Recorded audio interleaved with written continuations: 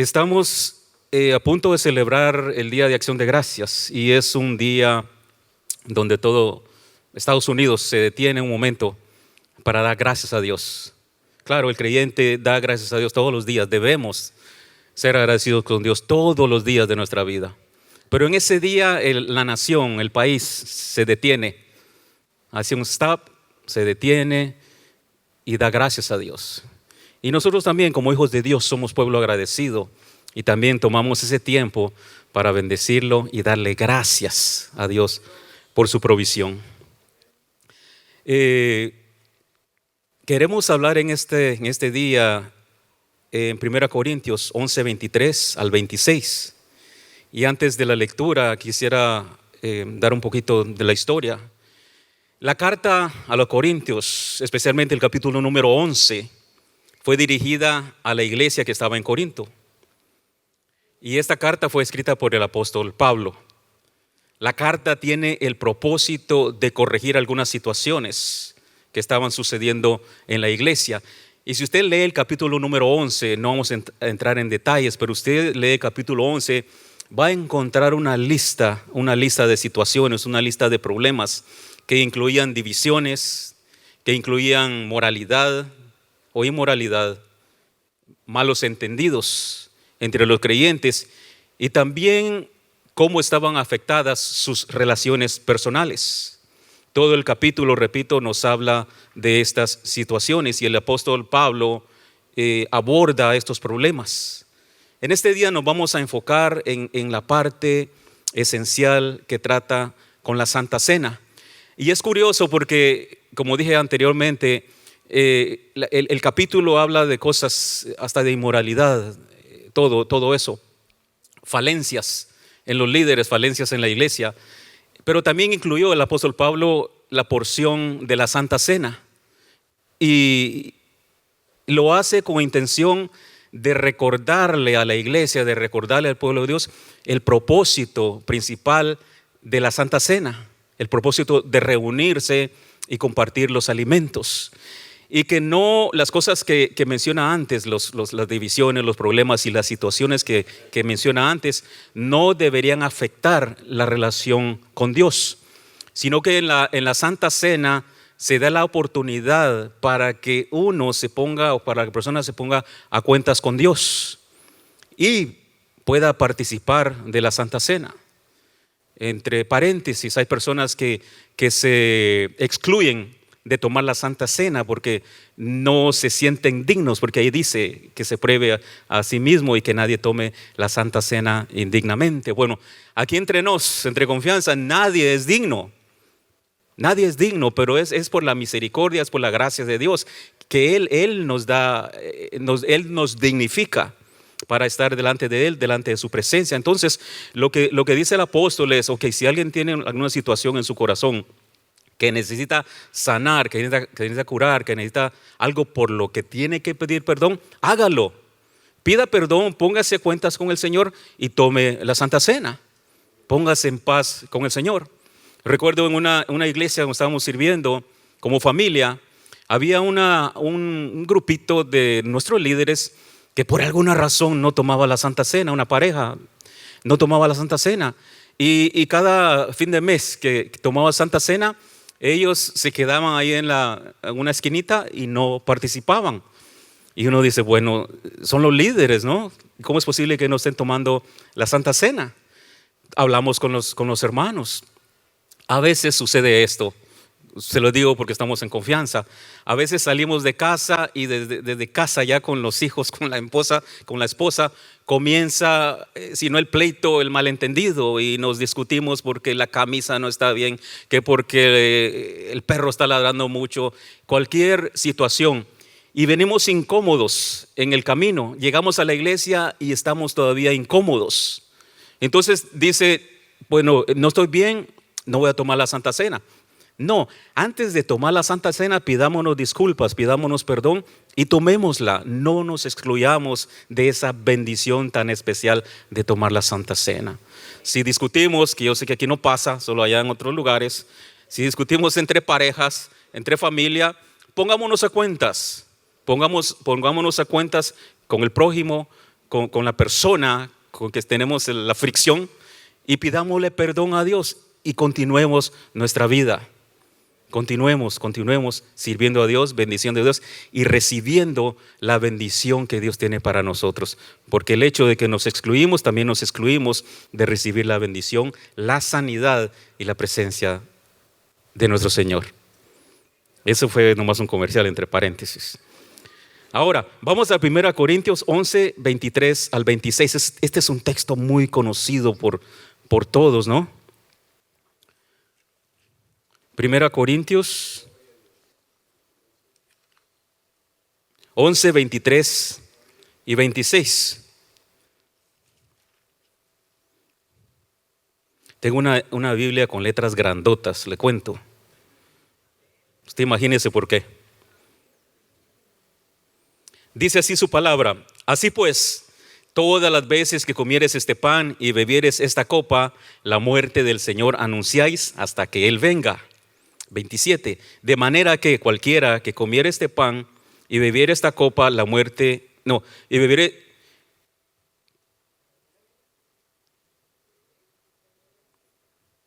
Ok, pido perdón. 23, dijimos 23. Yo decía, ¿por qué acá no me suena? 11, 23 al 26. Porque yo recibí del Señor lo que también os he enseñado, que el Señor Jesús, la noche que fue entregado, tomó pan y habiendo dado gracias, lo partió y dijo: tomad, comed, esto es mi cuerpo que por vosotros es partido. Haced esto en memoria de mí. Asimismo, tomó también la copa después de haber cenado, diciendo: esta copa es el nuevo pacto en mi sangre.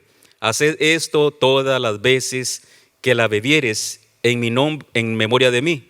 26. Así pues, todas las veces que comieres este pan y bebieres esta copa, la muerte del Señor anunciáis hasta que Él venga.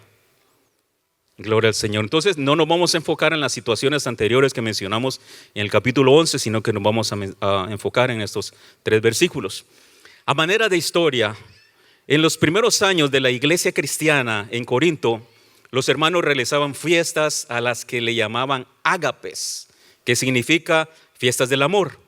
Estas celebraciones, mis amados, tenían el propósito de convivencia entre los hermanos de la iglesia.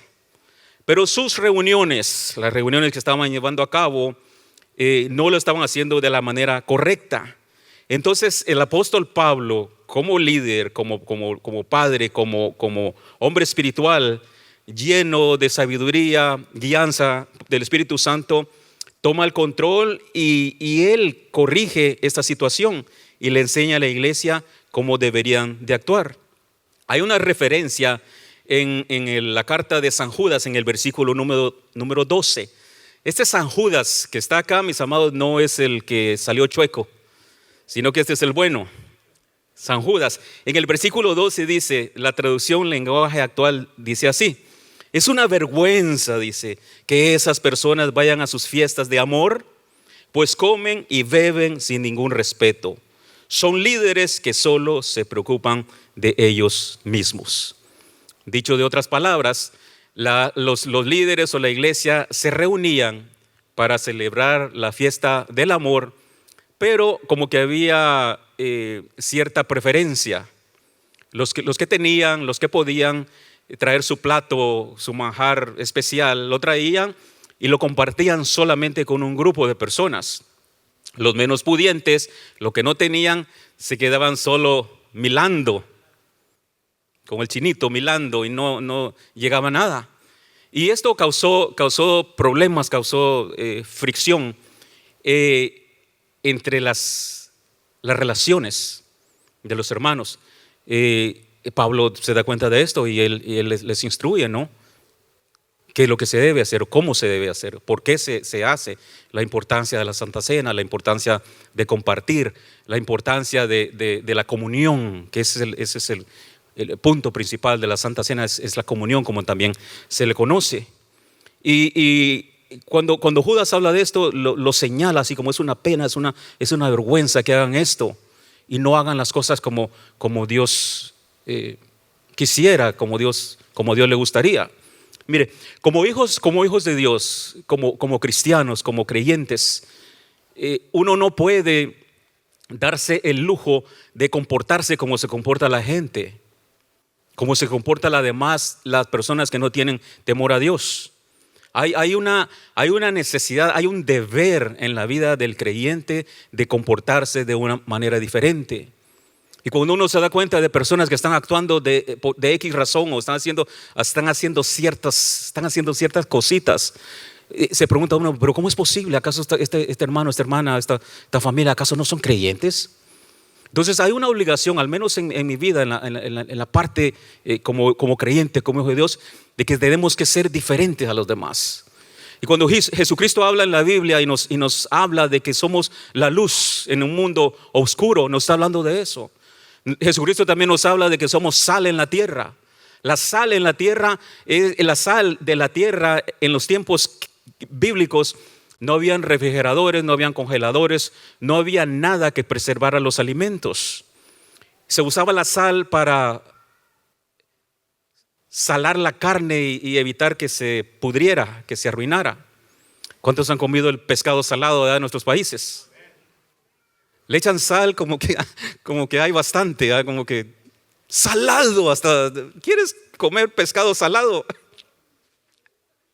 Sí, gracias. Salado. Pero lo que hace el pescado es preservarlo. La sal preserva la carne y preserva el pescado para que no se pudra. Y usted mira en las tiendas los montones de pescado seco y no se arruinan porque están salados. Entonces no es que el cristiano esté salado en ese sentido, sino porque tenemos la bendición de preservar el ambiente, de preservar el mundo para Cristo. Vivimos en un mundo hostil, en un mundo contrario a la fe cristiana, y ahí Dios nos ha puesto. En el trabajo, en la oficina, en el taller, donde quiera que usted vaya, usted ahí es luz y sal de la tierra. Y está ahí con un propósito para preservar ese lugar. ¿No es bueno Dios? Claro que sí, ¿verdad? Dios es bueno. En sus reuniones, aquellas reuniones, vamos a regresar al tema, los hermanos habían perdido el verdadero propósito de reunirse para compartir y para celebrar. O sea, están haciendo la reunión, pero el propósito ya no era el propósito principal, el propósito importante.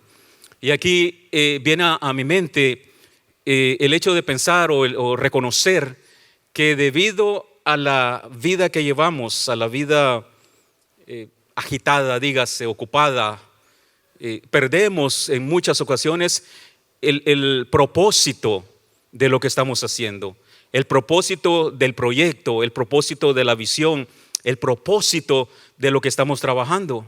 Se pierde y de repente empezamos a hacer otras cosas que posiblemente no es lo importante, no es lo que Dios anhela, no es lo que Dios quiere, no es lo que va a beneficiar a la iglesia, no es lo que va a beneficiar a nuestras familias. Estamos demasiado ocupados en las situaciones de la vida y se nos olvida el propósito verdadero por lo que existimos o por lo que estamos haciendo el proyecto. Cuando uno no tiene una agenda, cuando uno no tiene una lista de actividades para el día, para la semana, para el mes, es fácil hacer cualquier cosa. Créame que en trabajo yo tengo una agenda para el día y lo tengo marcado con un cuadrito y en la tarde yo chequeo y digo, hice esto. ¿Y qué pasó con esto? Esto no lo hice, bueno, va a estar en primer lugar el día siguiente. Debemos tener un plan y enfocarnos en qué es lo preciado, en qué es lo especial, en qué es lo que el propósito de la reunión o los planes que estamos haciendo. Debemos tener un plan para cada día. Y así también en nuestra vida cristiana, en nuestra vida como creyentes, hay una prioridad. ¿Qué es lo más importante? Cuando hay una reunión, cuando hay el servicio, cuando hay una actividad en la iglesia, tenemos que ir a la agenda y mirar, ok, ¿qué es lo importante? Nos excusamos de una manera tan fácil. Voy a tratar de predicar y no pedricar. Pero a veces excusamos de una manera tan fácil, tan sencilla.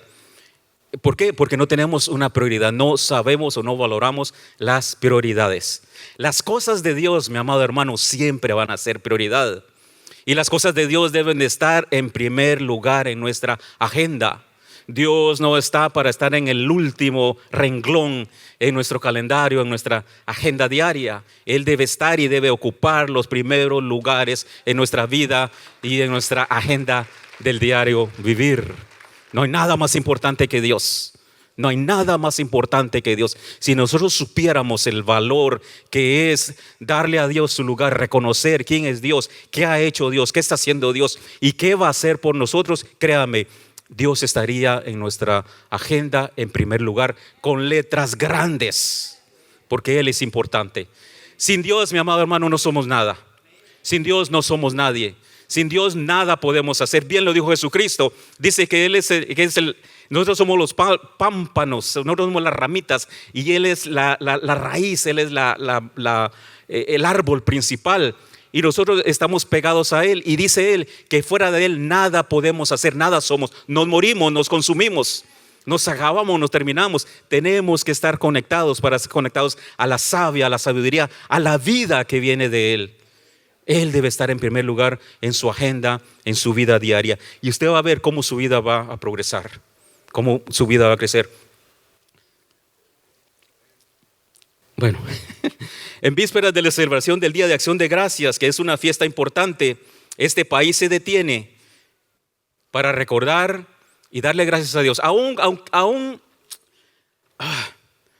Aunque no crean en Dios, aunque sean unos, ¿cómo se llama la persona que no creen en Dios? Ateos. Aunque no crean, pero bien toman el día de descanso. Son unos ateos, son unos incrédulos, pero descansan ese día. Le digo a un compañero de trabajo, bueno, si tú no crees, ¿por qué no vienes a trabajar? Pero sí agarran el día. Hasta los ateos toman ese día. Y sí, todos los días debemos darle gracias a Dios. Pero ese día, mi amado hermano, mi amada hermana, el país entero se detiene para dar gracias a Dios. Y nosotros debemos aprovechar esa oportunidad para dar testimonio a los demás. Sea con pavo, sea con pollo, sea con un asado, sea con lo que sea. Pero nuestros vecinos, nuestra familia, nuestros amigos deben saber que nos reunimos ese día a la mesa, compartimos el alimento, pero el propósito principal es bendecir y darle gracias a Dios por sus beneficios, por sus favores y porque ha suplido para nuestras necesidades y ha suplido para cada día. Poquito o bastante en este país, gracias a Dios, hay alimento. Poquito o bastante, usted va a la refri y tiene un galón de leche. Poquito o bastante va a la refri, la abre y hay algo que comer. Comparando con nuestros países, al menos el mío. Mateo 17:21, Jesucristo dice lo siguiente: más bienaventurado es dar que recibir. Entonces es un privilegio, es un honor, es un regalo de Dios el poder compartir en ese día un plato de comida. Sea lo que sea, sean tamales, sean cualquier plato que sea, sin importar la cantidad, sin importar la calidad, lo importante es compartir, así como Jesucristo lo expresa, que es más aventurado, es mejor dar que recibir, porque Él sabe, Dios sabe, Jesucristo sabe la bendición que hay cuando uno abre su corazón y da, y se da, que fue lo que Jesucristo hizo. No solamente dio su tiempo, no solamente dio los alimentos, los multiplicó y los bendijo, sino que también se dio Él mismo por nosotros, por cada uno de nosotros. Número 1, la cena del Señor es un llamado a la mesa para compartir. Es una invitación que el Señor nos hace de sentarnos a la mesa. La mesa es un símbolo de comunión y relación íntima, una relación personal. En los tiempos bíblicos, compartir una comida era muestra de cercanía, era muestra de amistad, era muestra de fidelidad. Era un honor y un privilegio sentarse a la mesa de alguien. Y a lo largo de los evangelios vemos a Jesucristo, vemos a Jesús cómo utilizaba las comidas para enfatizar la humildad y el servicio. La mesa también representa la presencia de Dios y la comunión con Él. En la mesa, mis amados, se hacen negocios a veces. ¿Cuántas veces lo han invitado a un almuerzo, a un desayuno, y es un desayuno de negocios? Nos sentamos ahí y tal vez no comemos tanto, pero se utiliza la mesa para hacer negocios o para platicar de proyectos, de planes, para platicar de la vida. Ahí se platican cosas importantes. Alrededor de la mesa, mis amados, el corazón y la mente descansan. Especialmente cuando hay tensión, cuando no tenemos paz. Si nos sentamos a la mesa podemos sentir quietud, podemos tener confianza por el momento que se da en la comunión. En una estadística, hay una estadística y dice, y esta trata acerca de comer a la mesa, que es el punto de la mesa. Esta estadística arrojó lo siguiente: sentarse a comer a la mesa tiene beneficios médicos como una mejor digestión, control de peso y reducción del estrés. ¿Qué? ¿Quiere controlar el peso? Siéntese a la mesa. Lo digo por mí. Comer sentado permite, continúa la encuesta, comer sentado permite disfrutar la comida con más calma, masticar mejor los alimentos, controlar las porciones y facilita la sensación de saciedad, lo que ayuda a evitar comer en exceso. ¿Cuántas veces le ha pasado que no se sienta a comer y agarra un poquito aquí, un poquito allá, una mordidita aquí, una mordidita por allá? Dicen las hermanas, yo no lo he comido, pero cada vez que pasan agarran un poquito. Y nosotros también. Entonces hay una gran diferencia entre comer parado así de a poquito y de a poquito, porque no se sacia la persona y continúa comiendo. A diferencia que sentarse a la mesa, va a comer la porción correcta en el tiempo correcto y va a sentir la sensación de que está satisfecho. Entonces, comer sentado permite disfrutar la comida con más calma, masticar mejor, controlar porciones y facilita la sensación de saciedad, lo que ayuda a comer demasiado o comer en exceso.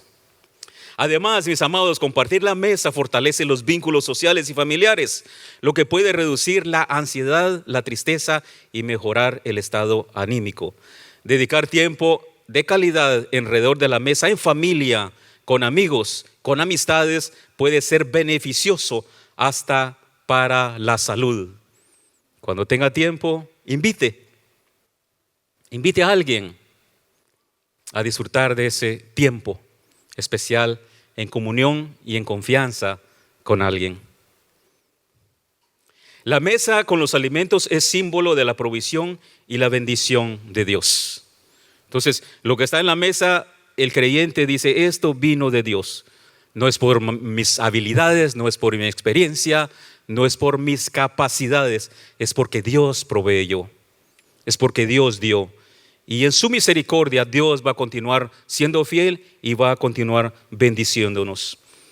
Vivimos, mis amados, tiempos aparentemente demasiado ocupados, agendas saturadas de actividades o trabajo. Y en muchos hogares tenemos la mesa desocupada, solo de adorno.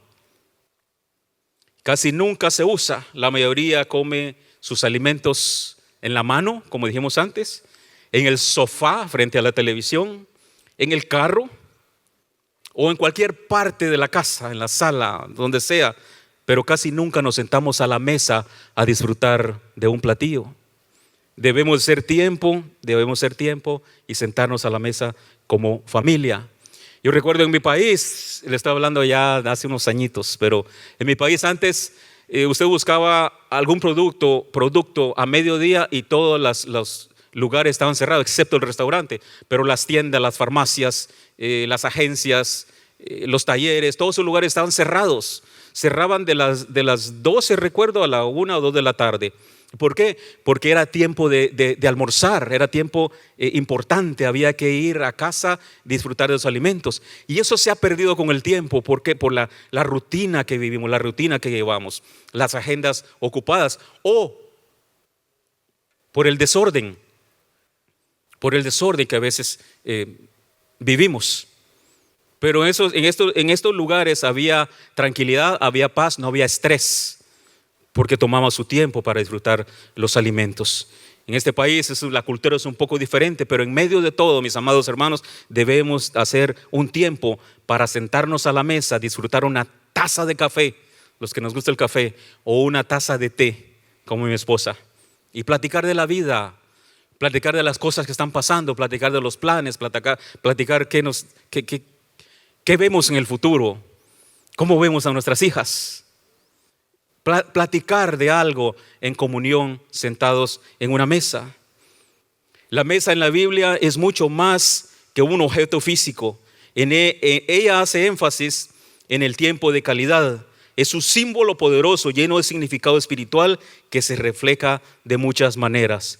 Nos enseña sobre la comunión con Dios, la comunión con otros, y nos permite reflexionar de su provisión y de su fidelidad. Jesucristo, mis amados, da mucha importancia a sentarse a la mesa y compartir. Él se sentaba con sus discípulos para compartir sus enseñanzas, para compartir sus comidas, para compartir intimidad, para compartir momentos especiales cerca de Él. Como se describe en la Santa Cena, donde partió el pan, partió el vino y dio de su presencia, de su compañerismo, de su consejo, de su vida. Pero lo hizo alrededor de la mesa, sentado con los discípulos. A la mesa de Jesús todos, absolutamente todos somos bienvenidos. Él se sentaba con recaudadores de impuestos, con pecadores. Y Jesús aprovechaba este tiempo para enseñar, para compartir su vida. No había excepción y no hay excepción para Cristo. Se sentaba con todos, con todo el que estaba necesitado, tomaba tiempo para platicar de la vida y hablarles del amor de Dios. Entonces, si nos sentamos con alguien a comer, que ese tiempo sea un tiempo especial para conocernos, para saber de la persona. Fíjense que uno puede estar con alguien por muchos años, por mucho tiempo, y no llega a conocer a la persona. En el trabajo, por ejemplo, hay personas que tienen el trabajo años y años y años y uno no los conoce. En la iglesia, para no ir más lejos, tenemos años y años asistiendo a la iglesia y nos saludamos y nos miramos, pero si analizamos bien, no conocemos a las personas. En una ocasión yo necesité que un pastor me diera una carta de referencia. Y yo con confianza, porque es mi amigo, es mi pastor y lo respeto, lo amo y lo quiero mucho. Yo le dije, pastor, necesito que me ayude, necesito que me dé una carta de referencia, necesito para este proyecto, para esta aplicación. ¿Sabe cuál fue la respuesta? Bueno, me dice, yo ni siquiera te conozco, dice. No me has invitado ni siquiera a cenar y quieres que te dé una carta. Yo me quedé, tiene razón. Y nos sucede a veces. Era nuevo. Pero aún así, debemos conocernos. Saber cómo piensa la persona. No hay otra manera de llegar a conocer a alguien si no es en un tiempo íntimo, en un tiempo de cercanía, en un tiempo de plática, de charla. Esa va a ser la manera como vamos a conocer a alguien. Y Jesucristo utilizó estos momentos especiales para llegar a conocer a las personas, para llegar a lo profundo del corazón de las personas y ministrarle en la necesidad que ellos tenían. Jesucristo, siendo Dios, lo sabe y lo conoce todo. Pero la gente no le conocía a Él. La gente no sabía de Él. Y en esos momentos se da la oportunidad para conocerle, para saber de Él, saber del amor de Dios, saber cuánto Dios nos ama. Entonces, aprovechemos esos tiempos para conocer a alguien. Si Dios pone en su corazón, ahí en su mente, a alguien en especial, a quien quiere conocer, a quien se interesa, invítelo a una taza de café y ábranse a la conversación, a la plática, y va a ver que es una bendición, va a ser una bendición, tanto para usted como para la otra persona. La Biblia nos habla de un hombre llamado Zaqueo, quien tenía curiosidad por conocer al maestro. Él había escuchado de Jesucristo y las multitudes que seguían a Jesucristo. Y él tenía duda, él quería saber quién es Jesús.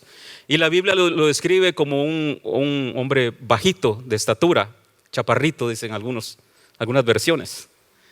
Y este hombre, como no alcanzaba a verlo porque había mucha gente, dice que se subió a un árbol para esperar cuando Jesucristo pasara. Cuando Jesucristo pasa allí donde está él, Jesucristo lo ve que está subido en el árbol y le dice: Zaqueo, Zaqueo, bájate de ahí, bájate porque ahora voy a estar contigo esta tarde, voy a pasar contigo esta noche.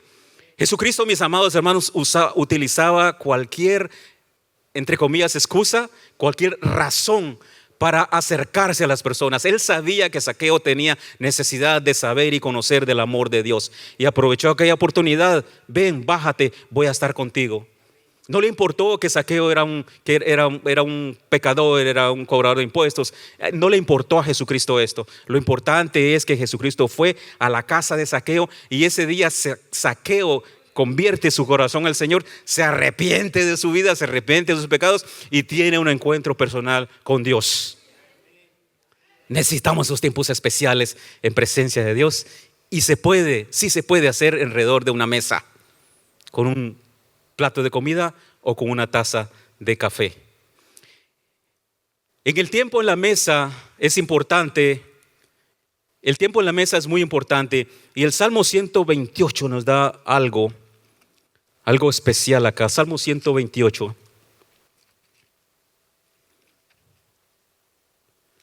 Salmo 128.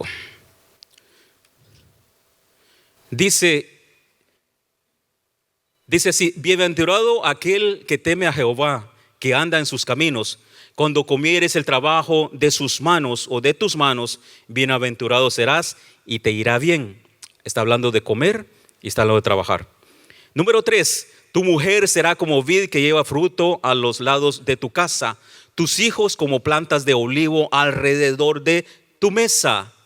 He aquí, así será bendecido el hombre que teme a Jehová. Bendígate Jehová desde Sión y veas el bien de Jerusalén todos los días de tu vida y veas a los hijos de tus hijos. Paz sea sobre Israel. En la mesa, mis amados hermanos, se da la oportunidad de ministrar a la familia, hablar con los hijos, hablar de sus planes, de su futuro. Y cada vez que nos sentamos a la mesa es una oportunidad, es un tiempo especial de celebración, una invitación a reflexionar de la bendición y el agradecimiento de nuestro Dios o para con Dios. No importa si el plato es elegante o no. Acá lo importante es la calidad de tiempo que se puede compartir alrededor de la mesa. Sea lo que tengamos en casa, sea lo que tengamos en la mesa, debemos ser agradecidos con Dios. Debemos darle gracias a Dios por ello y agradecer por su provisión, porque Dios, mis amados hermanos, bendice y premia el corazón agradecido. ¿Habrá alguien agradecido acá? Habrá alguien que puede decir: yo reconozco que Dios me ha bendecido, que Dios me ha dado más, posiblemente más de lo que yo esperaba. ¿Verdad que sí? Dios ha sido bueno. Y cada vez que usted abre la Biblia, Él sigue siendo bueno y Él sigue siendo fiel. 1 Corintios 11, 23 y 24 dice así: porque yo recibí del Señor lo que también os he enseñado, que el Señor Jesús, la noche que fue entregado, tomó pan y habiendo dado gracias, lo partió y dijo: tomad. Lo partió y dijo: tomad. Es un llamado, número 2, llamado a la comunión. Pablo, mis amados hermanos, como ustedes ya saben, no estuvo presente en lo que conocemos como la Santa Cena o la comunión. Pablo no estuvo ahí, no era parte de los 11, 12 discípulos inicialmente. Pablo tuvo un encuentro personal con nuestro Señor Jesucristo en el camino a Damasco. Y por el encuentro que él tiene con Jesucristo, le cuenta, y por el llamado de Dios, se cuenta entre los apóstoles. Los apóstoles del Señor, pues sí, él es apóstol, aunque no estuvo ahí en la mesa. Pero lo que quiero decir es que Pablo usa estas palabras, él usa estas palabras guiado por el Espíritu Santo. Dice, porque yo recibí, Pablo dice, yo recibí lo que aprendí del Señor. Y dice, y esto les enseño. O sea, el hecho de que Él no estuvo sentado a la mesa no quiere decir que Él no supo. Dios se lo reveló. Cristo se lo reveló. El Espíritu Santo le dijo: diles esto, enséñales esto. Así es como deben conducirse, así es como deben hacer. Y por eso Pablo tiene la autoridad y la guianza del Espíritu Santo para instruirnos el día de hoy a través de su palabra. Leemos también cómo Jesús eligió una cena para ministrar a sus discípulos y para despedirse de ellos antes de ir a la cruz. Jesucristo escogió un tiempo de intimidad sentado a la mesa con sus discípulos, donde partió el pan, compartió el vino, compartió su ser, compartió de su presencia, compartió de su vida con los discípulos. Y esto lo hizo sentado, lo que conocemos como la Santa Cena o la Cena del Señor, o la comunión en algunos casos. Él estuvo ahí para dar su vida y para que le conozcamos, para enseñarse a nosotros y conocerlo. En la mesa encontramos los siguientes significados. Hay comunión con Dios y comunión con las personas. La comunión con Dios implica una relación íntima y también personal. Tenemos relación con Dios por medio del sacrificio de Jesucristo, por medio de su Espíritu Santo, y se basa en la fe y la obediencia a su palabra. Es una relación personal, pero también es una relación espiritual. Ahora, la comunión con los hermanos o con las personas es la unidad, valga la redundancia, una unidad personal donde se comparte la vida, se comparten experiencias que nos ayudan a crecer mutuamente, que nos ayudan en nuestro crecimiento personal.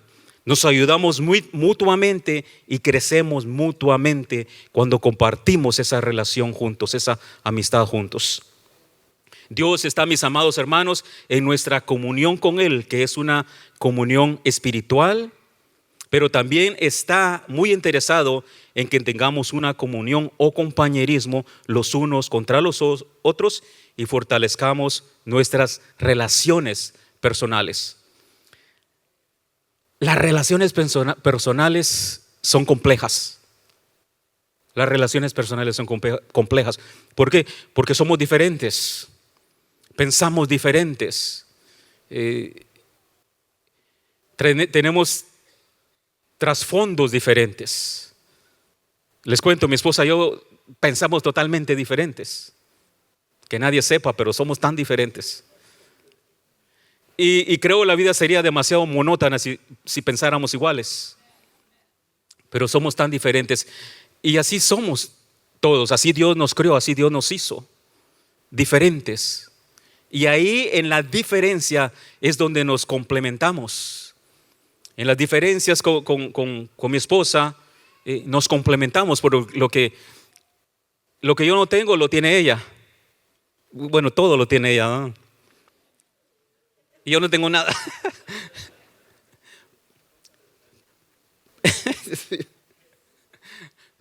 Pero ahí nos complementamos. Entonces, las diferencias no deben separarnos. No debe crear este abismo entre nosotros como personas, sino que las diferencias deberían complementar nuestra vida y nuestras relaciones. Pero somos tan complicados. Existen universidades, existen clases, existen talleres, existen cuánta clase de ayuda, libros para que trabajemos en nuestras relaciones con las personas. Porque uno quisiera, qué bueno fuera que todo el mundo pensara como uno, ¿verdad? Esa sería la manera fácil de salir, sería la salida perfecta, pero no va a suceder así. Somos imperfectos y tenemos que aceptarnos en nuestras diferencias. En el trabajo, yo me relaciono con muchas personas y todos son diferentes y a veces como que me quiero jalar el pelo, me dan ganas, pero no lo hago. Tengo que entender que ya no tienes, dice. Tengo que entender que las personas son diferentes y que no van a pensar como yo pienso. En la relación con nuestras hijas, pensamos diferentes, con los hermanos en la iglesia, con los varones en el grupo. Somos diferentes, pero así nos amamos, así nos hizo Dios. Pero debemos complementarnos los unos, no contra los otros, los unos con los otros, no contra los otros. Entonces, Dios está interesado en nuestra comunión con Él, pero también está interesado en nuestra relación como personas. Un ejemplo, los 10 mandamientos. Los 10 mandamientos, los primeros 5 mandamientos, hablan 5 o 4, dependiendo de la traducción que se use, la traducción de la Biblia que se use. Pero los primeros 4 o 5 hablan de una relación con Dios. De una relación con Dios. Y el resto, los restantes 4 o 5 que restan, habla de la relación con las personas. No matarás, no robarás, no le vas a quitar la esposa al amigo y todo eso. Habla de esa relación, no levantarás falso testimonio también, ¿no? De la relación con eso. Y si usted se da cuenta, en esa descripción de los mandamientos, está así, nos dirige para Dios, pero también viene así, que nos indica a tratarnos bien con las personas. Una cruz, Dios y las personas, porque Dios sabe la necesidad que tenemos de llevarnos bien, de relación con Él y relación con los demás. Viene Jesucristo y entre tanto descripciones de la ley, descripciones de los 10 mandamientos y que hagas esto, que hagas acá y que hagas allá, Jesucristo nos la puso más fácil y Jesucristo lo resume en dos. Amar al Señor con todo nuestro corazón, con toda nuestra mente, con todas nuestras fuerzas. Y después dice, y amad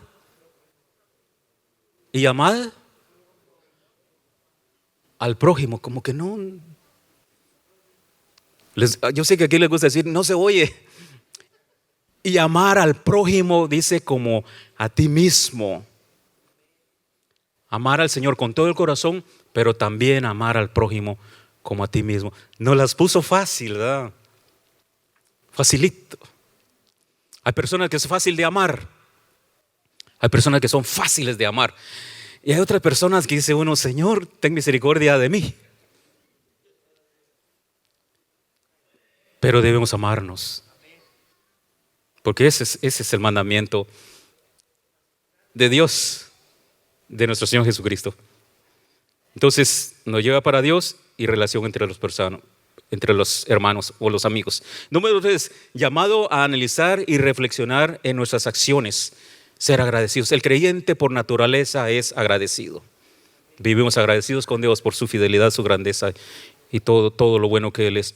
Pero en Deuteronomio 8, capítulo 8, versículo 11 al 14, dice lo siguiente: cuídate de no olvidarte de Jehová tu Dios, para cumplir sus mandamientos y sus decretos y sus estatutos que yo os ordeno hoy. No suceda que comas y te sacies y edifiques buenas casas en que habites, y tus vacas y tus ovejas se aumenten, y la plata y el oro se multipliquen, y todo lo que tuvieres se aumente. El 14, y se enargullezca tu corazón, y te olvides de Jehová tu Dios, que te sacó de tierra de Egipto, de casa de servidumbre. Dios, mis amados hermanos, constantemente le está recordando al pueblo de Israel que no olviden de dónde los había traído, que no olvidaran de dónde los sacó, y sobre todo a que sean agradecidos por todo lo que Él ha hecho. Dios le recomendó no olvidarse, porque el humano tiende a olvidarse. Hágame una cosa buena y se me olvida, pero hágame una cosa mala y esa sí la voy a recordar por el resto de la vida. Así somos, ¿no? Al menos así me contaron. Como que tendemos a recordar las cosas negativas, las cosas malas, las cosas que nos hicieron, las malas, y tal vez ni es malo, pero eso sí nos recordamos. Pero las cosas buenas, la memoria nuestra no las registra. No tenemos memoria para eso. Y Dios dice, sean agradecidos. No olvides de dónde te traje, no olvides de dónde te llamé, de dónde te traje. Algunos llegaron a la iglesia, a los pies del Señor, con un pasado difícil, sus testimonios fuertes. Y Dios no quiere que recuerde eso para mortificarle la vida o para hacerle sentirle mal, para darle cargo de conciencia. La idea es, recuérdate de dónde te traje y recuerda dónde te tengo ahora. ¿Dónde estabas y dónde te tengo ahora? Pero no es para mortificarnos. Si uno está en esos pensamientos son del enemigo. Y repréndalos en el nombre de Cristo Jesús, porque eso no es de Dios. Lo que está diciendo Dios, recuérdate cómo eras, recuerda dónde te puse ahora. Recuerda dónde estás. Dios le recuerda al pueblo de Israel, entonces, a través de toda la historia. Dios nos ha dado salud, tenemos que estar agradecidos porque nos ha dado salud. Nos ha dado inteligencia, mis amados. Sí tenemos inteligencia, sí somos inteligentes. Nos ha capacitado, nos ha dado habilidades para poder trabajar y para poder competir en un campo difícil, un campo de competencia. Aquí entre nos competimos, usted tal vez no sabe, pero cuando usted pone su aplicación o su resumen para aplicar por un trabajo, está compitiendo con otros. Y por misericordia de Dios nos dieron el trabajo por el cual estábamos aplicando. Pero estamos compitiendo con alguien. Y muchas veces la persona que está aplicando está mejor preparada que nosotros. Tiene los títulos, tiene la universidad, tiene todo. Tiene el idioma, tiene la cultura, tiene todo a su favor. Y nosotros en ese campo estamos compitiendo con ellos. Y nos quedamos con el trabajo. Pero uno se da cuenta, el cristiano, el creyente reconoce que no es por la habilidad nuestra, no es por lo que uno sabe, sino porque es por la pura misericordia de Dios. Señor, me diste esta oportunidad y te doy la gloria, te doy la honra a ti, porque bien la pudo obtener otra persona, pero a ti te plació, Señor, que yo la tomara, y voy a hacer lo mejor para ti. Voy a agradarte en esto, voy a dar testimonio de tu maravilla, de tu misericordia, lo que estás haciendo, lo que hiciste. Voy a agradecerte todos los días de mi vida. Gracias por tu fidelidad.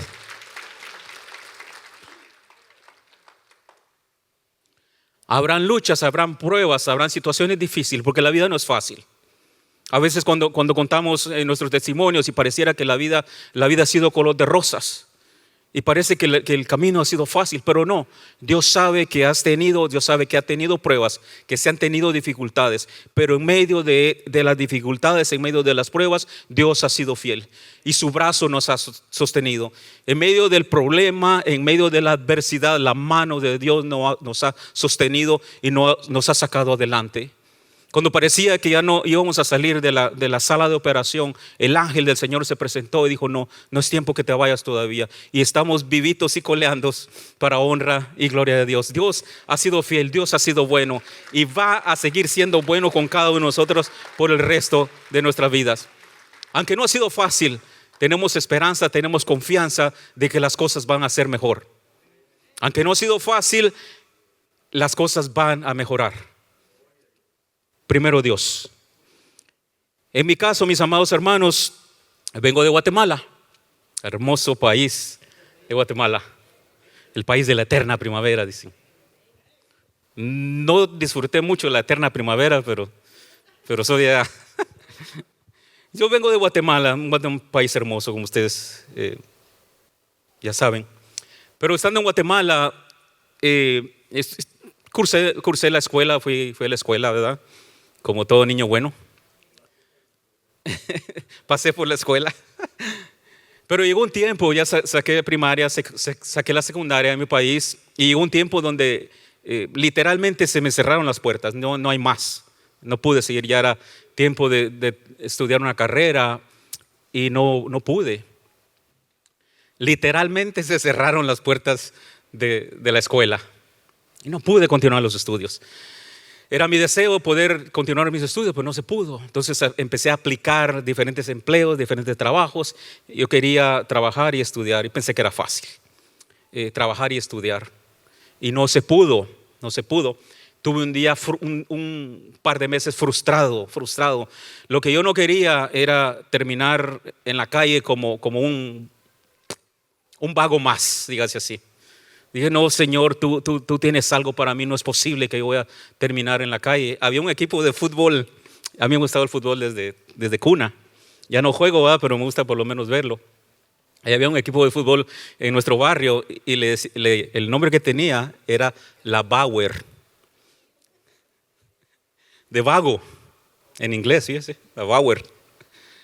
Y yo decía: yo no quiero ser parte de ese equipo. Yo no quiero estar en la calle. Yo empecé a pedirle a Dios. Mis amados hermanos, yo me entregué al Señor como a la edad de 7, 8 años. Toda mi vida con dificultades y todo, pero he tratado de servirle a Dios. Entonces, a esa edad corta, se me cierra la vida, los planes, y yo empecé a pedirle a Dios, ayúdame en esto. Honestamente, no quiero terminar en la calle, no quiero ser carga. Siendo el mayor, en nuestros países, al mayor le inculcan esta necesidad de ser responsable con los hermanos y ayudar en casa. Aquí no se mira eso. Pero en nuestros países el hombrecito, le dicen allá de la casa, es el responsable de cuidar cuando papá no está. Y yo era el hombrecito de la casa, o sea, el mayor. Me pusieron una carga tan difícil con la que yo no podía. Y yo la acepté, yo la tomé. Pero en esa necesidad dije, Señor, ayúdame en esto, ayúdame. Yo fui con mis padres y les dije, bueno, si yo no puedo seguir estudiar porque ellos no podían costear mis estudios, ni pude alcanzar una beca, nada de eso. Entonces, yo tengo que irme para los Estados Unidos. Me vino solamente, hay familia acá por parte de mi mamá acá. Y yo dije, ellos me van a ayudar. Yo sé que ellos me ayudan, si yo les llamo, ellos me van a ayudar. Yo fui con mi papá y fui con mi mamá y le digo, Señor, le oré primero al Señor y fui con ellos y le digo, Señor, yo me quiero ir para los Estados Unidos, yo quiero ir a trabajar y quiero ayudarles a ustedes. Lo primero que me dijeron, no te puedes ir porque sos menor de edad. Yo tenía 16 años. ¿Qué vas a ir a hacer allá? ¿En qué vas a trabajar? ¿Qué vas a hacer? Y bla, bla, bla, y bla, bla, bla. No se puede. Seguí orando, seguí pidiéndole al Señor. En ese tiempo en mi país no habían teléfonos, como ahora todo el mundo tiene teléfonos. Y no había, uno tenía que ir a un lugar especial a pagar una llamada para contactarse. Bueno, yo fui a un lugar de esos a pagar la llamada por cobrar. No la pagué, por cobrar. Llamé a mi tía recibió la llamada y yo le dije, le conté mi situación y ella me entendió y me dijo, mijo, yo lo voy a ayudar. Me prestó el dinero y empecé a hacer las vueltas y todo. Y el otro problema, no podía tener un pasaporte porque soy menor de edad. Bueno, finalmente conseguí un pasaporte, mis papás accedieron a que yo vine a este país. Y llegué a este país y comencé a trabajar, Dios me abrió puertas a trabajar. Una vez en el trabajo, yo miraba cómo las personas llegaban a pedir empleo y les preguntaban, ¿qué sabes hacer? Y decían, bueno, yo puedo hacer lo que usted me ponga a hacer, pero no tenían una profesión, no sabían un oficio. Yo miré esa necesidad, aquí se tiene que aprender un trabajo, tiene que aprender un oficio. Yo estaba trabajando en un lugar donde podía ser capacitado para desarrollar un trabajo técnico. Y yo me di cuenta, tengo que aprender un trabajo. Y siempre digo esto cuando toca una charla para jóvenes, aprende un oficio, aprende a hacer algo. Si ya decidiste no vas a ir a la universidad, pues aprende a hacer algo. Para que cuando vayas a aplicar puedas decir, yo sé hacer esto, y hasta pueden negociar el pago. Pero cuando uno no sabe hacer algo, le dan lo que hay. Y no es culpa del que lo está empleando. Gracias a Dios por el que le dan un empleo, pero uno no tiene sobre qué pedir su sueldo, ¿no?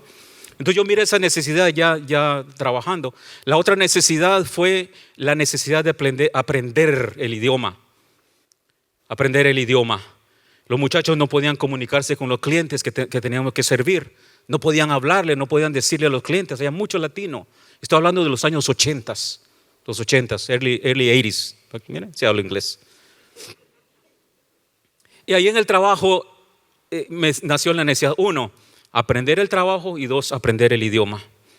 Después de que salía del trabajo, yo iba a la escuela en la nocturna, en la noche, para aprender inglés. Poco a poco yo fui aprendiendo. Durante el día tenía mi cuaderno de notas y la palabra que yo no conocía yo la apuntaba ahí. Yo me recuerdo que yo me dormía las noches, contando 1, 2, 3, 4, 5, 6, 7, 8, 9, 10, 11, 12 y así hasta que me dormía. Y otro día lo mismo, la palabra que aprendí en el día, en la noche la repetía. Me tocó ir a la escuela en la noche, me tocó aprender inglés en la noche. Una de las situaciones que me sucedió en el trabajo me ofrecieron darme unos $10 más si me quedaba para hacer unas cajas, construir unas cajas grandes donde se ponía el producto. En los 80 el mínimo era $3.25 o $3.35. Eso es lo que yo ganaba, $3.25. $400 al mes, 100 para la comida, 100 para la renta, 200 para mamá y mis hermanos. Cada mes, cada mes. La fidelidad de mis hermanos, Dios la bendice. Dios me bendijo porque yo siempre honré a mis padres. No faltó cada mes que yo estuve acá, mis padres recibieron la ayuda. Eventualmente ellos se vinieron, mis hermanos se vinieron y la vida de Dios fue diferente.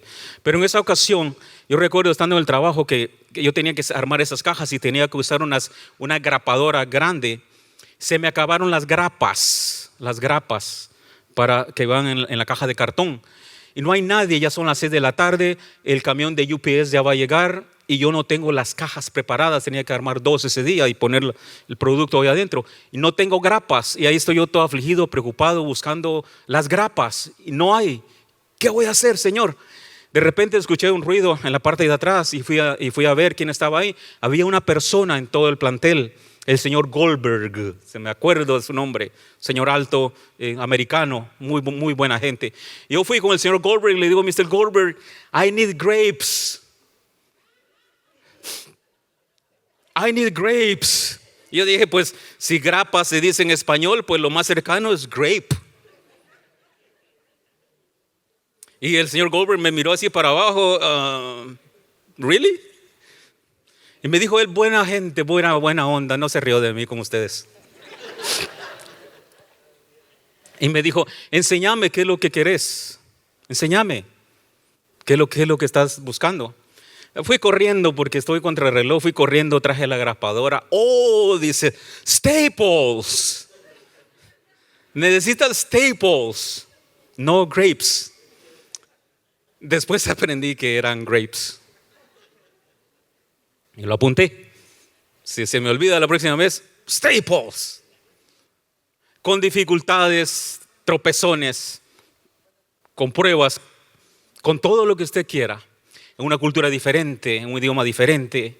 Recuerdo mis primos, bien buena onda, y los amo con todo el corazón, mis primos. Pero a veces estaban hablando y en lo que ellos están hablando mencionaban mi nombre.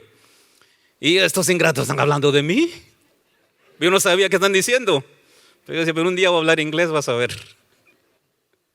Con toda dificultad, mis amados hermanos, quiero decir que Dios ha sido bueno, Dios ha sido fiel. Nos ha proveído. Tuve la oportunidad de ir a la escuela, aprender un poquito de inglés, ¿verdad? Y lo que no pude lograr en mi país, pude ir al colegio, pisar un colegio, sentarme ahí en un colegio, una experiencia especial, estar en seminarios, en clases. Lo que en mi país no pude dar porque no era la voluntad de Dios, este país me lo ha dado, me lo ha brindado. Y vivo agradecido con todos los defectos de los Estados Unidos de Norteamérica, pero aquí yo me he realizado. He aprendido un idioma, aprendí a vivir diferente y a seguir en los caminos de Dios. Dios me permitió aprender inglés, ir al colegio. Poco después me inscribí en el bíblico. Dios me permitió culminar mis estudios bíblicos para honra y gloria del Señor. No me gusta a mí hablar de mis logros. No me gusta hablar de lo que Dios me ha dado. Pero alguien me dijo, no me tienes que hablar de las bendiciones que Dios te ha dado. Y Dios ha sido súper bueno. Dios ha sido bueno. En inglés dicen bragging. No me gusta ser así, nunca.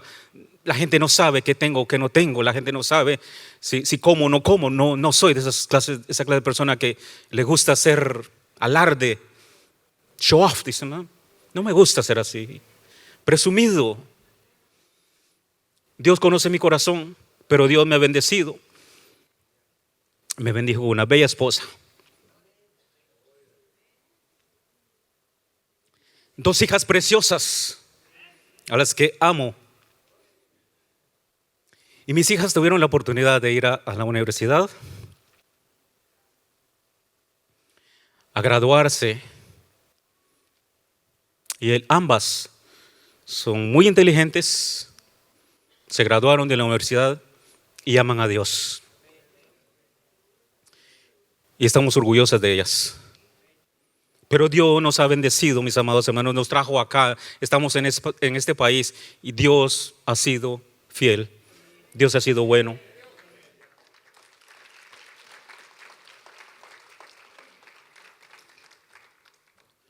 El corazón de uno solamente puede expandirse y decir: Señor, gracias. Posiblemente mi vida no hubiera sido la que es ahora si hubiera quedado en mi país. Amo a mi país, lo amo su gente. Pero Dios permitió que yo me realizara acá. Y vivo una vida agradecido con Dios. He tenido empleos buenos donde siempre he sido supervisor, manager. Posiciones donde uno va a competir, repito, con el anglo, con el que está bien preparado, estudiado. En una ocasión tuvimos una junta en una empresa que trabajé antes de llegar a donde estoy ahora. Entonces ahorita tengo 16 años, pero en esa vez íbamos a tener una junta. Yo tenía que exponer algo a la junta directiva. Me temblaban las piernas. Una, por la comunicación, y dos, porque ¿qué le voy a decir a estos empresarios que todos lo saben? Y vino el presidente de la compañía y me dice: Melvin, ¿cómo estás? Y le digo: estoy nervioso. Me temblan las piernas. Y me dice, Errol se llamaba el señor. Dice: no te preocupes, Melvin. Dice: ellos son humanos como tú. No te preocupes. Haz lo que tenga que hacer. La confianza de uno no está en uno. La confianza suya no está en usted, sino que la confianza está en Dios. Con todo y mis limitaciones, con todo y sus limitaciones, Dios va a poner palabra, Dios va a poner sabiduría, Dios va a poner capacidad e inteligencia para poder salir adelante. Y en todo eso agradamos a Dios.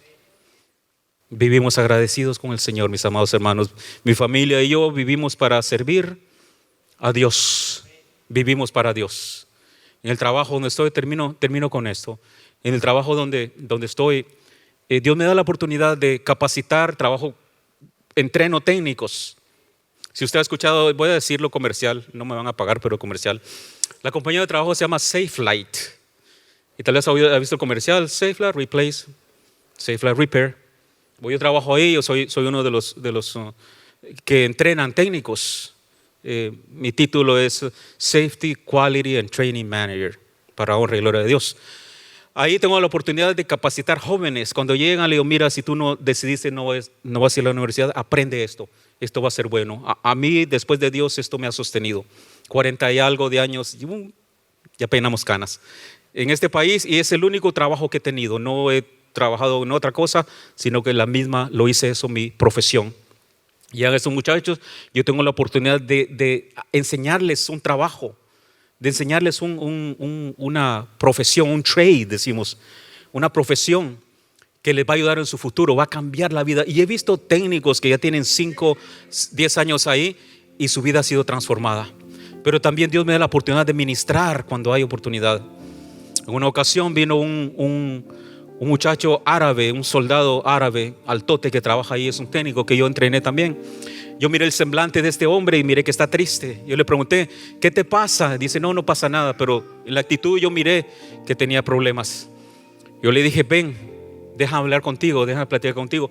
Y él me contó, abrió su corazón y me dice: estoy preocupado porque me llamaron ayer que mi hermano allá en Arabia se metió un cuchillo 7 veces en el pecho, y dice: no saben si se va a morir, está en coma, no sabe si va a sobrevivir. Yo recuerdo que le dije a este muchacho: ¿tú crees en Cristo Jesús? Y él me dice: no, pero creo en Dios.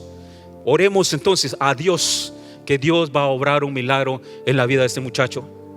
Y recuerdo que oramos, fuimos al estacionamiento y le pedimos a Dios. Y yo le dije: Señor, en el nombre de Jesús. Y usé el nombre de Jesús, oré con él. Aquel hombre altote, fuerte, empezó a llorar y llorar y llorar y llorar como un niño. El Señor sanó el corazón de este hombre, sanó su corazón de la carga que tenía y los problemas que tenía. Pero lo más lindo, lo más importante es que el Señor se manifestó, y ese muchacho por el que oramos allá en Arabia o en el Oriente, el Señor lo sanó para honra y gloria de su nombre. Cuando él vino y me cuenta, dice: ¿qué pasó con tu hermano? Dice, lo sanó. Dice: la oración que hicimos, Melvin, dice, Dios la contestó. Y luego la oración que hicimos en el nombre de Cristo Jesús. Él ha tratado de ir a la iglesia y está buscando del Señor. Dios, mis amados hermanos, nos tiene en lugares específicos, en lugares oportunos para honra y gloria de su nombre. Aprovechemos ese tiempo, aprovechemos la oportunidad. Seamos agradecidos con Dios por sus maravillas, por lo bueno que Él es. En vísperas de acción de gracias, yo quiero terminar este servicio con un tiempo de adoración. Y quiero invitarle a usted que por favor venga al altar y vamos a darle gracias a Dios. Acérquese al altar, vamos a darle gracias a Dios por sus maravillas, por su misericordia, por sus bondades, porque Dios ha sido fiel, Dios ha sido bueno.